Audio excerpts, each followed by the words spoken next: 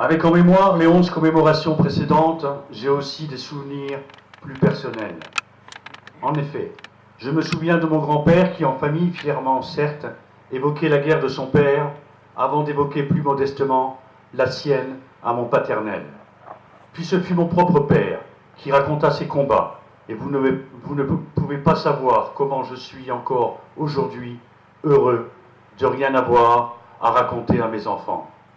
Ceci ne m'a pourtant pas empêché, comme eux, d'avoir été blessé, sans avoir eu de souffrance, si ce n'est avoir partagé les leurs. Un jour, j'ai attrapé sur une étagère familiale des livres poussiéreux. Après les avoir saisis, le poids de l'histoire m'a déséquilibré des quelques marches que difficilement j'avais gravies, et prudemment, j'ai alors remis les pieds sur terre. Je déposais ces ouvrages, ou plutôt, c'est dommage, sur la table de la salle à manger, pendant que dans la pièce d'à côté, devant la télé, un de mes enfants était installé. Mes mains étaient souillées par une poussière que rapidement je me suis débarrassé, et je mettais sur le compte d'un eczéma nerveux la couleur rouge de ma peau. Mes mains étaient en effet tachées par cette couleur indélébile que notre grande famille, que chaque homme a encore en 2019 sur les mains. Les couvertures étaient rigides, noires. Les pages blanches, que la lumière aurait pu jaunir, étaient rougies par l'ombre de l'histoire. Sur la première page, il n'y avait aucun sommaire, soulignant sans doute le grand désordre qui m'attendait. C'est vrai, je voulais chercher la bataille de frontières, mais je ne l'ai jamais trouvée. Mais de toute façon, tout s'y ressemblait. 6 lettres noires, en majuscules, titraient les épais ouvrages. Un gros mot, de 3 consonnes et 3 voyelles, dans un parfait déséquilibre. Des livres dans lesquels je ne pouvais découvrir que des images qui pouvaient cependant traduire tous les mots et les mots. Pas de texte, sans doute que tout cela était indescriptible, inqualifiable. Pas de texte pourrait dire pas de rature, alors sans doute juste une simple tâche dans notre histoire. Des images en noir et noir qui s'enchaînaient pour libérer l'histoire, des photos qui s'assemblaient pour des corps démantibulés, des photos qui s'additionnaient pour des vies soustraites, des images frappantes pour traduire la violence, des images dégueulasses pour vous faire vomir. Plus j'avançais dans la lecture, plus rapidement je tournais les pages, empressé sans doute de sortir du cauchemar dans lequel, certes, volontairement, je m'étais plongé. Alors que les photos faisaient briller les yeux, une odeur nauséabonde me saisissait. Puis ce fut le bruit de la guerre qui résonnait dans ma tête, des cris de douleur, des bruits d'armes étourdissants, un vacarme assourdissant, de la souffrance, de l'horreur. Sur les images, je voyais la haine, je percevais la violence, je ressentais la douleur, je percevais l'odeur de la mort. Je voyais des soldats, encore debout, piétiner leurs camarades de combat tombés. J'ai vu de la viande exploser. J'ai vu de la cervelle sur des visages éclaboussés. J'ai vu des gens manger à côté de cadavres. J'ai vu des bottes pleines de boue rouge. J'ai vu des corps amaigris. J'ai vu le froid. J'ai vu la faim, sans jamais voir la faim. J'ai vu des poilus, mais j'ai aussi vu des jambes, des bras éparpillés. J'ai vu des lames d'acier dans des va-et-vient incessants. J'ai vu des amputations avec des scies rouillées. Je n'ai pas vu d'anesthésie. J'ai vu des hommes crier, j'ai vu l'horreur, j'ai lu la souffrance, j'ai vu la guerre, j'ai lu la réalité. Le bruit du feu résonnait jusque dans la cuisine. Le vacarme de la mort s'entendait jusque dans les chambres. Les visages des gueules cassées, avec les mâchoires qui pendouillaient, avec les nez qui se balançaient. Des regards, faisant semblant de vous regarder, se reflétaient jusque dans les miroirs. À la vision des soldats amputés, défigurés, j'ai eu envie de vomir, j'ai eu envie d'hurler. Je m'empressai alors d'éloigner le livre violemment refermé, saisissant ma tête entre mes mains. Mais le vacarme perdurait. Des bruits d'armes, des cris de douleur, des appels au secours, des bruits de souffrance. La guerre semblait être rentrée dans la maison, avant que je n'entende quel imbécile je me suis mis à découvert. Je m'interrogeai alors sur la proximité de cette voix avant d'identifier mon fils, en colère d'avoir perdu une vie. Je lui ai alors demandé de baisser le son du jeu auquel il jouait, d'Erlet Überband, une langue allemande qui semble encore aujourd'hui vous raviver des souvenirs, comme quoi, quelles que soient les générations, l'horreur répétée ne s'oublie pas. Le dernier survivant, ça voulait dire le dernier survivant. Oui, on ne revient pas de la guerre en vainqueur, on y revient en survivant. Apercevant mes yeux brillants, le jeu a été spontanément éteint, sans que cela ne me console. Les chaînes de télé ont alors pris le relais, et la violence des images perdurait. Gêné, l'enfant s'est mis à zapper, des films défilaient, des infos résumaient l'actualité, la violence était omniprésente, banalisée. Il s'empressa alors d'éteindre tout simplement le téléviseur. Alors là, nous partagions un avis commun.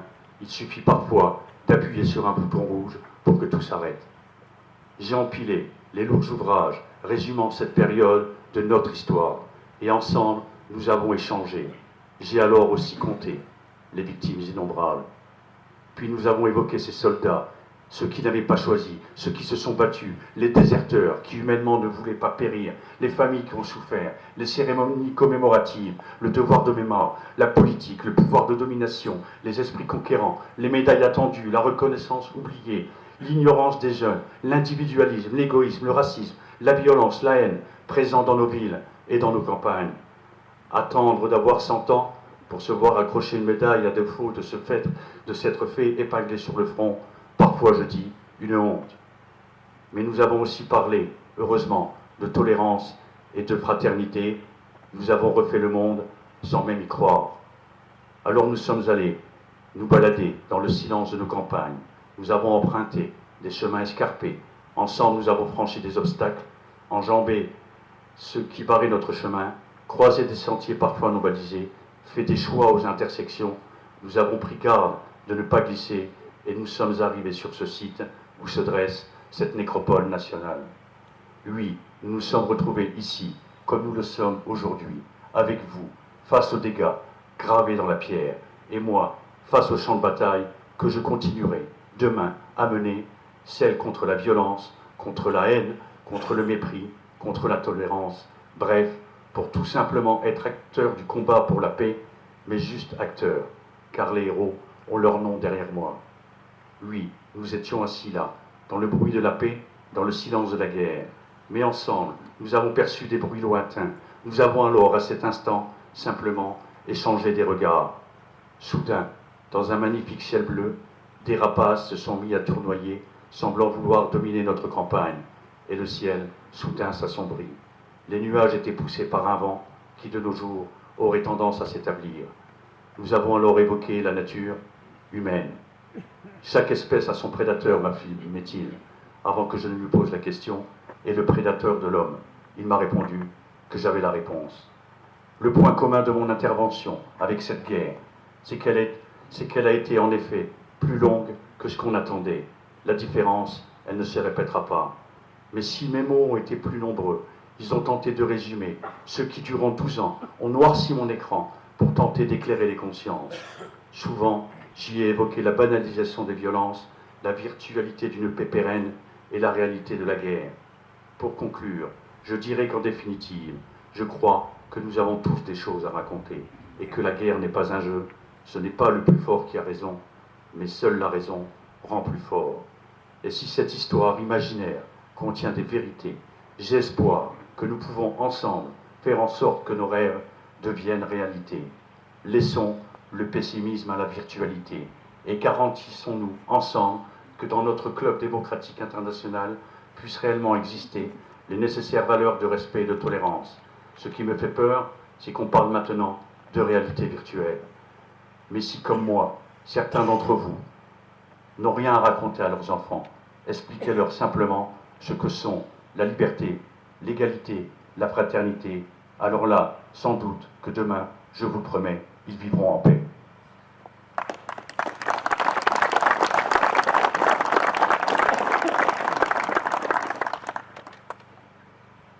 En remerciant la présence de Alain Popinot, conseiller départemental, M. de Carlibre, conseiller départemental délégué au territoire de Longwy, j'ai vu le président de la CAL, Jean-Pierre Jacques, également président de la T2S, des collègues maires. En vous remerciant pour votre présence fidèle durant ces longues années, je vous invite au verre de la paix. Drapeau, regarde. Drapeau au volet.